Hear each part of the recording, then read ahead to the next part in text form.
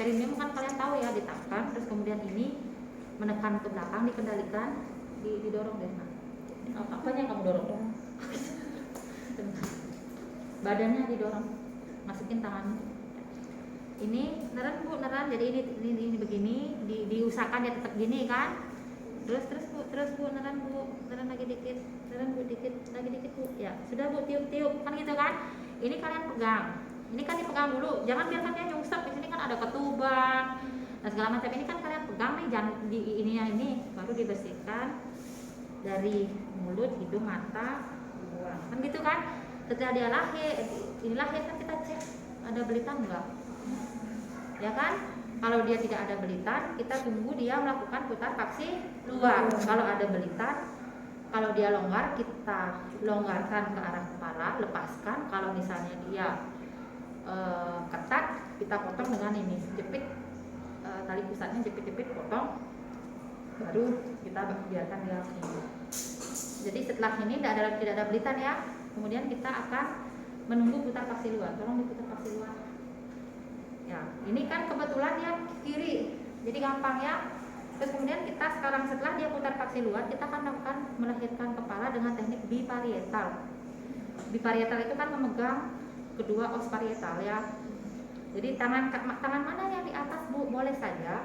Yang mana yang lebih kuat untuk menarik bayi itu melahirkan bayi. Jadi kalau saya, tangan kiri saya nggak kuat, jadi saya bantu tangan kiri saya di bawah, tangan kanan saya yang di atas. Terus kemudian kita tarik curang ke bawah melahirkan bahu depan, itu kan, tarik ke atas melahirkan bahu belakang, baru kemudian tangan kita pindah, taruh di sini. Ini kan nyangka nih, kalau bayi sungguhan dia lahir kan dia nggak polos memegang kayak gini ya.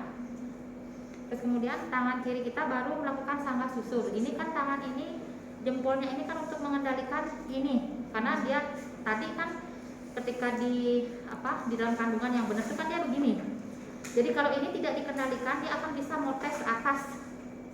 Bisa jadi vagina bagian atas akan robek, atau klitorisnya juga akan robek, sehingga kita akan melakukan sangga susur seperti ini.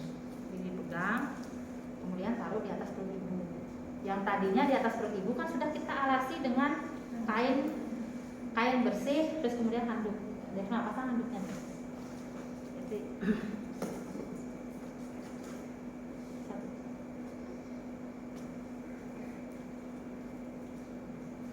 nah, kemarin sampai di sini ya, bayinya ditaruh ya. Iya. Kemudian ditinggalkan oleh ibu bidannya, dilanjutkan oleh bidan selanjutnya. Ya kan? Jadi setelah taruh di atas perut ibu kan kita nilai di APN itu kan dia dua gejala, geraknya seperti apa, tangisnya seperti apa, kan gitu. Kalau misalnya dia geraknya aktif, tangisnya kuat, kita nggak usah pakai deli. Ya. Jadi kalau misalnya nanti ketika kalian nolong partus, kemudian menaruh bayi di atas perut ibu, kemudian mengobservasi gerak bayi aktif, tangis kuat, gerak bayi kan gitu kan, kamu ngomongkan aktif, tangisnya kuat, gitu bunyinya kan pasti jauh gitu.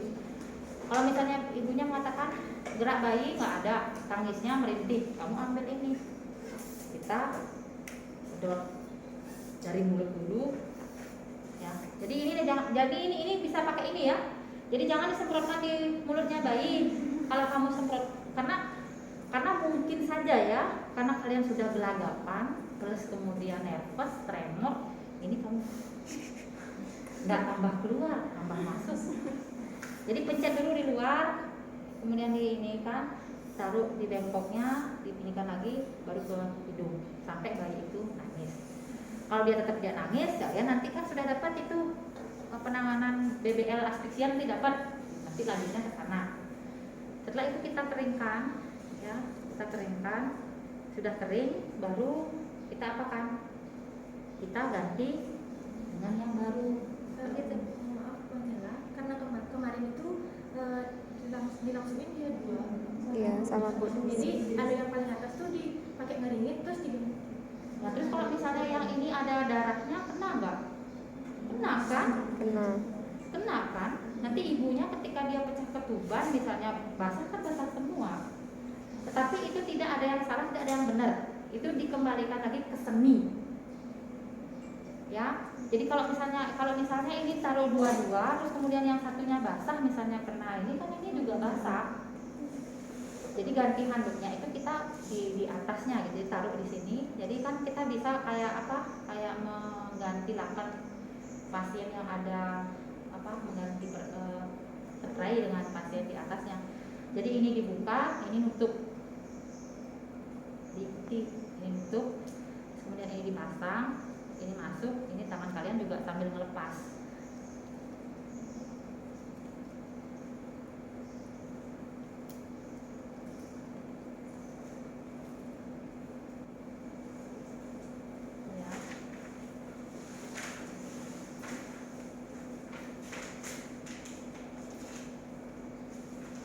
Kan belum jepit potong, ya kan? Jadi ini kan waktunya singkat ya. Kita punya waktu 1-2 menit untuk melepas ini. Jadi ini sebelum dijepit potong ya kita biarin dulu. Yang penting dia ini kita ganti, kita taruh di bawah. Ini jangan lupa ditutup. Ya, jadi ini kan sudah dalam kondisi kering. Terus setelah itu baru kita ngapain? Memeriksa janin kedua.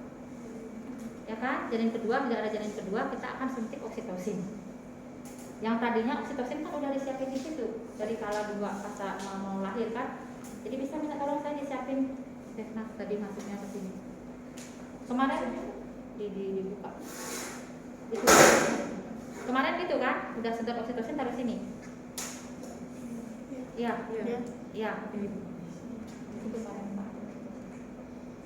Dibuka. Pakai pas. Itu pasnya kayak itu.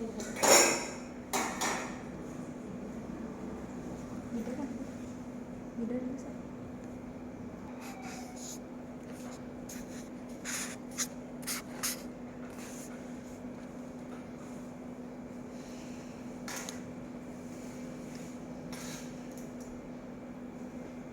Bisa dibuka ininya. Kapas injeksinya. Jadi dia ada janin kedua, kita suntikan oksitosin 10 internasional unit pada paha luar. Jadi tahu paha luar ya? Jangan asal suntik, nanti bisa jadi kamu suntik di sini ya salah. Paha luar itu kan bisa di sini atau di sini. Ya sepertiga paha bagian luar. Jadi di sini kita suntik. Ibu saya suntik ya, kapasnya kapas kering ya, nggak pakai kapas alkohol ya. Disuntik ya Bu, disuntik. Nanti kalau Anda evaluasi pakaiin gabus ya. Disuntik, kemudian diaspirasi, kita masukkan. Ya. Terus kemudian setelah itu kita tunggu apa? Manajemen aktif kala 3. Kita tunggu adanya kontraksi. Sementara kita nunggu kontraksi, kita lakukan jepit potong tali pusat. Ya, jepit potong tali pusat. Ini. Nah, untuk tali pusat di APN kalian sudah baca ya. Dia akan dipotong tersisa minimal 2-3 cm. Klem pertama akan dipasang 2-3 cm dari umbilicus. Berarti kita klem di sini. Ya. Terus kemudian klem yang kedua kita akan pasang 2-3 cm dari klem yang pertama. Ini diurut dulu ya, karena di dalamnya kan isi darah. Kemudian kita urut, kita pasang, kemudian kita potong. Nanti motongnya ini begini. Lindungi perut bayi dari bunting. Ya, jadi jangan begini nanti. Ya. Jadi kita balik dulu dua-dua, kita lindungi, nanti potong di atas tangannya. Potong. Nah, setelah dipotong ini kan ini kan satu dengan bayinya ya. Kalau kita menggunakan umbilical clamp cord, jadi kita langsung balik bayinya, ini lepas ya, ini lepas ya. Ini lepas, dianggap kita sudah pakai umbilical clamp cord. Terus ini tali pusat ini akan dia ikut dengan si ibu yang tadi kita akan lakukan manajemen aktif kala 3. Terus bayinya kita akan lakukan IMD di atas perut ibu. Jadi kenapa tidak dipakaikan baju? Kan nanti kita akan melakukan skin to skin kontak. Ya, jadi bayinya kita taruh di atas perut ibu. Kita berikan seperti ini, tutup, pakaikan topi. Itu inisiasi. Nanti biarkan bayinya dan asisten yang melihat bagaimana IMD. Berapa menit dia berhasil mencapai bikin susu? Apakah dia 1 jam atau atau 30 menit. Biasanya paling lama kalau misalnya dia dalam 1 jam tidak bisa mencapai putih susu, berarti IMD-nya gagal. Ya, berarti tidak berhasil. Tidak ada IMD. IMD itu kan dilakukan pada 1 jam pertama kelahiran. Ya. Nah, ini amat kita sudah bayinya sudah ter-IMD ya. Sekarang kita akan menunggu kontraksi untuk melakukan manajemen aktif skala 3. Jadi seperti yang saya jelaskan kemarin bahwa manajemen aktif skala 3 itu tujuannya adalah untuk mempercepat skala 3. Artinya kalau mempercepat skala 3 artinya kita tidak menunggu ini memanjang, ini tambah bulat, semburan darah tiba-tiba tidak. Tetapi ketika kita selesai melakukan suntik oksitosin, yang kita lihat adalah kontraksi. Begitu kontraksi, kita lakukan langkah kedua, yaitu peregangan tali pusat terkendali. Ya kan? Peregangan tali pusat terkendali itu kalau begini kan kita susah ya. Ini kita urut dulu, kita taruh 5-10 cm di depan vulva, kita taruh seperti ini. Pegang deh. Pegang. Ini sebenarnya gini.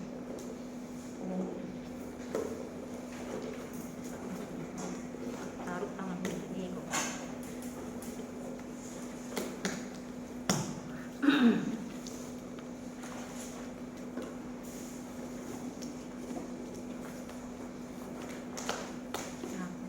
Jadi ini sudah berkontraksi ya. Tanganmu diangkat, dipegang, taruh di sini. Ini yang peregangan tali pusat terkendali itu ini kan narik ya. Nanti nariknya jangan gini ya. Ini selipkan di antara jari telunjuk dan jari tengah. Terus kemudian ini kita pegang begini. Tangan kirinya ada di suprasimfisis, menekan ke bawah. Kemudian saat kontraksi ini kita tarik ke depan. Ini kita dorong ke belakang, tekan ke bawah, dorong ke belakang. Silakan dilepas dikit-dikit. Nah, ini kan tali pusatnya memanjang kan, memanjang. Nah, terus kemudian kalau masih panjang begini tetap belum juga kelihatan di perineum, ini bisa kita majukan kembali. Nih, majukan. Terus kemudian kalau ada kontraksi lagi kita lakukan dorong ke bawah, dorong ke belakang. Ini kita tarik sampai dia lahir. Dorong deh, kelihatan di depan vulva. Ini kan udah kelihatan nih. Ketika sudah kelihatan, ini kita berhenti lepas, kita sanggah, kemudian kita lipat, kita putar-putar searah jarum jam, kemudian kita taruh. Tangan kiri kita melakukan masase selama 15 detik. Ya, jadi melihat kontraksinya, berkontraksi atau tidak. Ya, kalau sudah berkontraksi, baru kita memeriksa plasenta. Jadi dicek kelengkapannya. Dicek dulu, dilihat ya, ini pinggirnya ini masih bulat nggak, terus kemudian ini kotiledonnya ini lengkap nggak, di satu-satukan begini. Ini kan kotiledon nih 16-20 kan. Kalau misalnya ada begini, oh ternyata ada sisa kotiledon yang hilang, berarti dia